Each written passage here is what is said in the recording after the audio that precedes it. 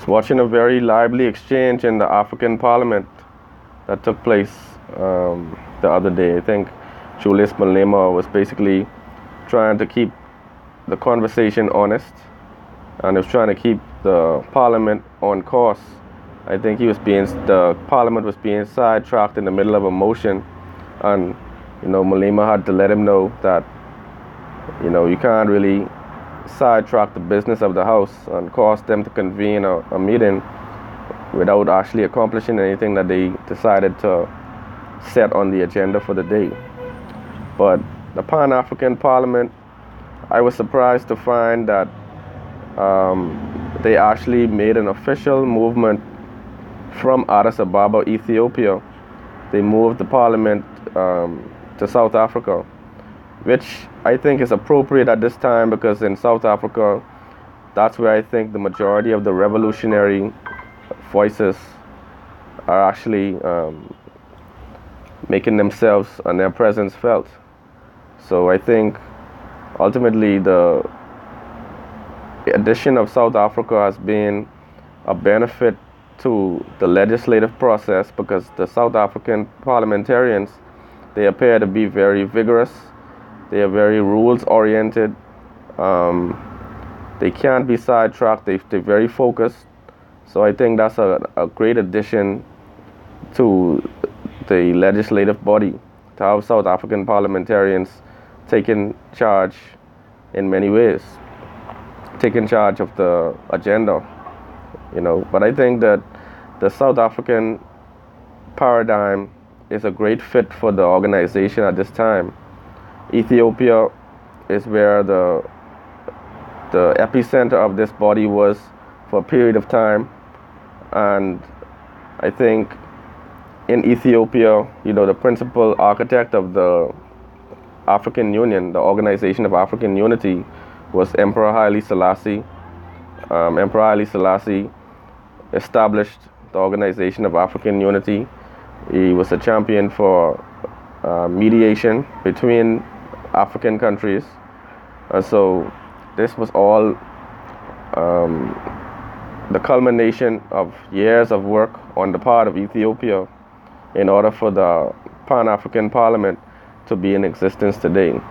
But now the headquarters is in Midrand, South Africa. It moved from Addis Ababa, Ethiopia. I don't think I know the date at this point, but I'll find out. But the Pan-African Parliament is definitely a forward-thinking approach to governing Africa because the aim is to establish a state, a single state, to establish Africa as a country that is interconnected with a central legislative body with oversight over various decisions that take place on the continent. So to have a central legislative body is a means of establishing this network which was badly needed. Africa has been fractured for such a long time that a single-minded vision was almost, I wouldn't say it was impossible, but it was very difficult without having some centralizing of the political discourse, and the political discourse is able to fully flourish in that kind of environment because then you have the membership that represent all of the countries on the continent. And in this vein, they are able to pool their resources, their collective intellectual and physical resources in order to establish a vision. And I think recently they also made a statement against all countries that commit atrocities.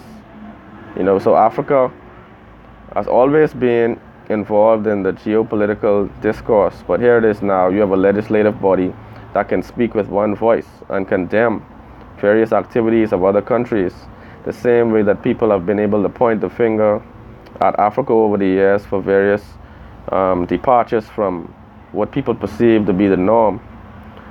These departures occurred over a period of time, and Africa has had to bear the brunt of the international criticism over the years. But now Africa is in a position where the political vision is crystallizing.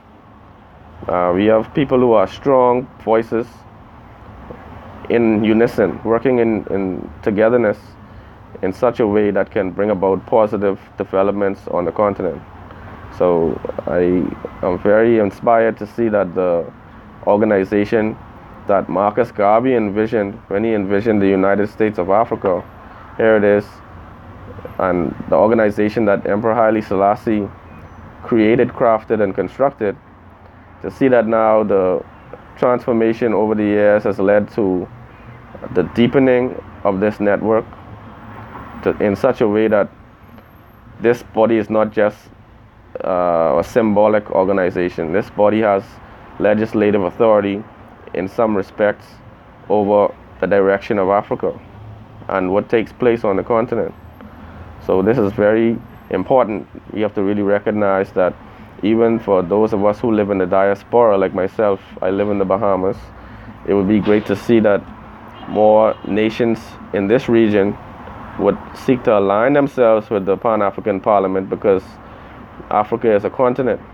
We would be aligning ourselves with our ancestry and also with the markets for goods that can help in a mutually beneficial way.